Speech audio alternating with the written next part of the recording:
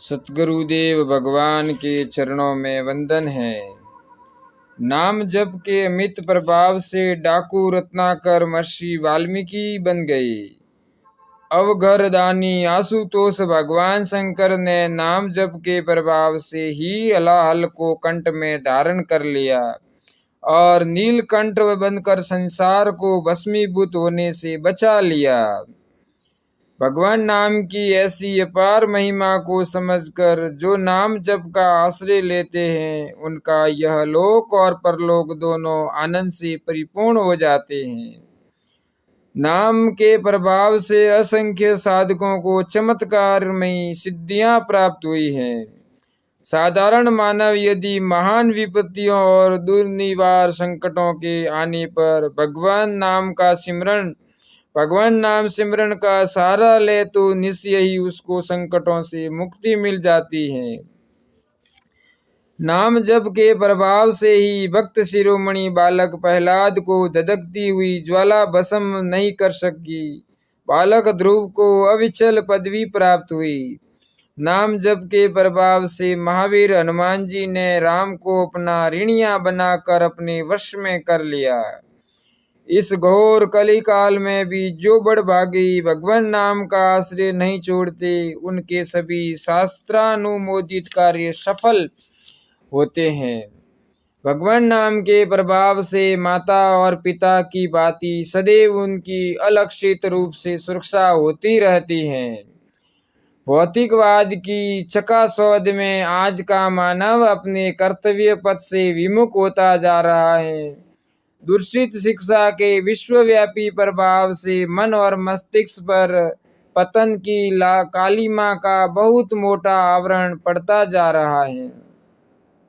आस्तिक भावनाओं का मखौल उड़ाकर आज का शिक्षित नवयुवक अपने को नास्तिक बताकर गौरव का अनुभव करता है। पतन की ओर तीव्र गति से अग्रसर होने वाले मानव समुदाय में आज भगवान नाम की महिमा का प्रचार होने की सर्वाधिक आवश्यकता है। इस काल में सम्यक प्रकार से न तो निष्काम कर्म की साधना हो सकती है और न भक्ति योग की। केवल राम नाम का अवलंबन ही मानव मात्र को इस महान संकट से मुक्त कर सकता है। त्रिविध ताप संताप मानव के लिए इससे बढ़कर सरल सुगम कोई अन्य उपाय और साधन नहीं है। आज हमारे जीवन में बाहर और भीतर जो गहन अंधकार छाया हुआ है उसे हटाने के लिए नाम जप के अमित प्रभाव को हृदयंगम करने की आवश्यकता है। राम नाम मणि दीप धरु जिह देहरी द्वार। राम नाम मणि दीप धरु जिह देहरी द्वार। तुलसी भीतर बाहे रहू जो चाही उजियार। तुलसी भीतर बाहे रहू जो चाही उजियार। भगवान श्री कृष्ण ने अपनी परम प्रिय भक्त अर्जुन से अपनी विभूतियों का वर्णन करते हुए बताया, यज्ञों में मैं जप यज्ञ हूँ। अग्नि पुराण में जप शब्द का अर्थ इस प्रकार बताया गया है, जकारो जन्म विच्छेदः पकारः पापनाशकः तस्माज जप इति प्रोक्तो जन्म पाप विनाशकः। अर्थात ज शब्द से जन्म का विच्छेद और प से पाप का नाश। जो जन्म मरण और पाप का नाश करने वाला है उसको जप कहते हैं। जप दो प्रकार से होता है, वाचिक तथा मानसिक। वाचिक जप में ही प्राकारांतर से उपांशु जप भी आता है। इस प्रकार जप के तीन भेद होते हैं, वांछिक, उपासु तथा मानसिक। वाचिक जप की व्याख्या में इस प्रकार बताया गया है, यदुच च नी चोच रीते शब्दे स्पष्ट पदाक्षरे मंत्र मुच्चारयन वाचा जप यज्ञस्तु वाचिकः। अर्थात जब मंत्र का उच्चारण स्पष्ट सुनाई दे तो वह वाचिक जप कहलाता है। उपांशु जप का लक्षण यह है, शनेरुचारणयन मंत्रम किंची दोष्टो प्रक्षालयेत किंचित् वर्णयोग्यः स्यात् स उपांशुजल्पः स्मृतः। जब मंत्र का उच्चारण इस प्रकार किया जाए कि होठ धीरे धीरे हिलते रहे और पास बैठा हुआ व्यक्ति भी उसे न सुन सके, जाप करने वाला स्वयं ही सुनता हो, तो उसे उपांशु जप कहते हैं। मानसिक जप का लक्षण इस प्रकार बताया गया है। दिया पदाक्षर श्रेण्या अवर्णम पदाक्षरम शब्दार्थ चिंतनाभ्याम तु तदुक्तम मानसम स्मृतम। अर्थात जब मंत्र के पद और अक्षरों का शब्दार्थ सहित अंत मन के द्वारा विचार किया जाए, न होठ हिले और न जीवा, उसे मानसिक जप कहते हैं। इस प्रकार का जप सर्वश्रेष्ठ माना गया है। महाराज मनु ने इस विषय में अपने अनुभूत विचारों की अभिव्यक्ति इस प्रकार की है।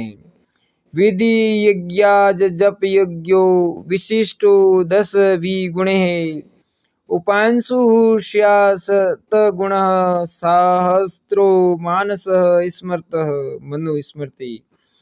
अर्थात विधि यज्ञ से वाचिक जप यज्ञ 10 गुना श्रेष्ठ है। विधि यज्ञ से वाचिक जप यज्ञ 10 गुना श्रेष्ठ है। उपांशु जप वाचिक जप से 100 गुना श्रेष्ठ है और मानसिक जप उपांशु जप से सहस्त्र गुना श्रेष्ठ है। इस प्रकार वाचिक, उपांशु और मानसिक जप के रहस्य को किसी प्रकार की शरण में जाकर, किसी महापुरुष की शरण में जाकर सभी भली प्रकार हृदयंगम करना चाहिए।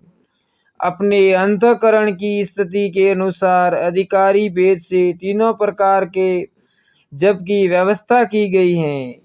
मनुष्य में जब तमोगुण का प्राबल्य हो तो उसे वाचिक जप का आश्रय लेना चाहिए।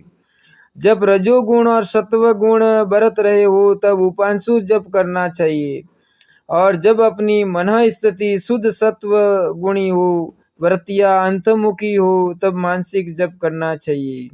इस प्रकार मानसिक जप को सर्वश्रेष्ठ कहा गया है।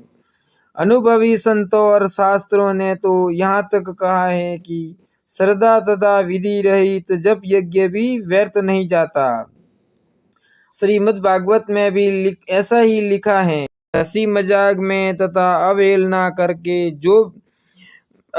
करके भी जो भगवान का नाम लेते हैं तो नाम सब पापों का नाश कर देता है। गिरते हुए, फिसलते हुए, चीखते हुए तथा विवश होकर भी जो मनुष्य हरे नमः का उच्चारण करता है वह सब पापों से छूट जाता है। इस प्रकार के अनेक प्रमाण शास्त्रों में मिलते हैं। अश्रद्धा से विवश होकर भी किए हुए नाम जप का इतना महात्म्य है तो श्रद्धा पूर्वक सविधि निरंतर जप की अपरंपार महिमा का वर्णन इस शूद्र जीव से कैसे हो सकता है। गुप्त अकाम निरंतर ध्यान सहित सानंद आदर युत जप से तुरंत पावत परमानंद। यह तो शास्त्र एवं संतों के अनुसार नाम जप की महिमा का वर्णन हुआ है। हम विज्ञान की युक्तियों से भी नाम जप की महिमा सिद्ध कर सकते हैं।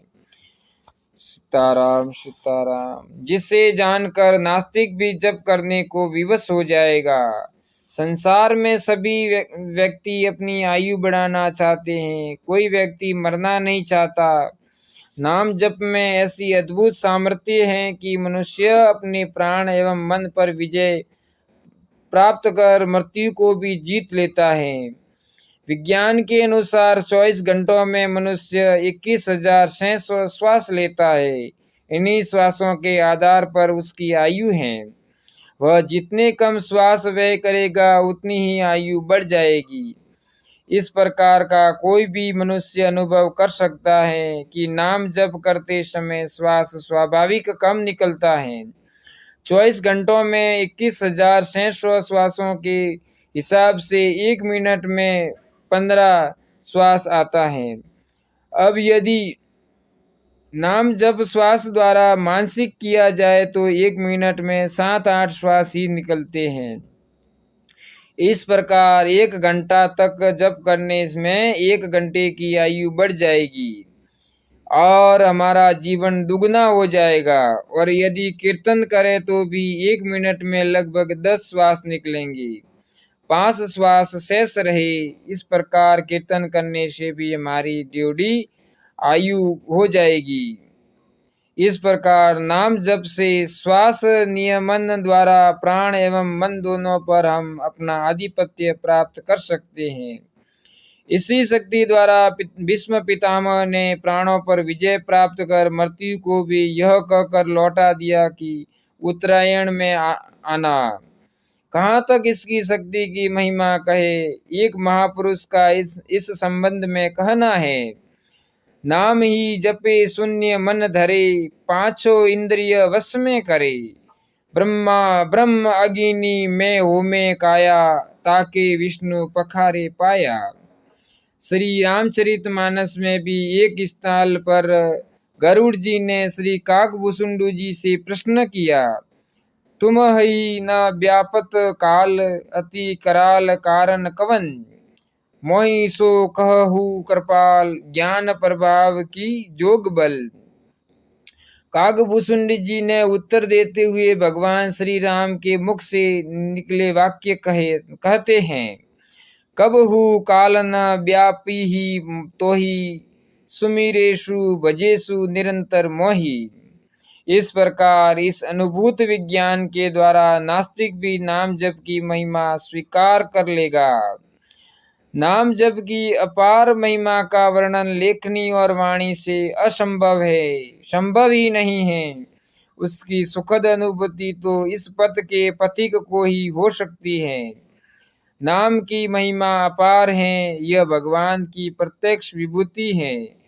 मानव जीवन के कल्याण का सर्वसुलभ एवं सर्वोत्तम साधन नाम जप ही है।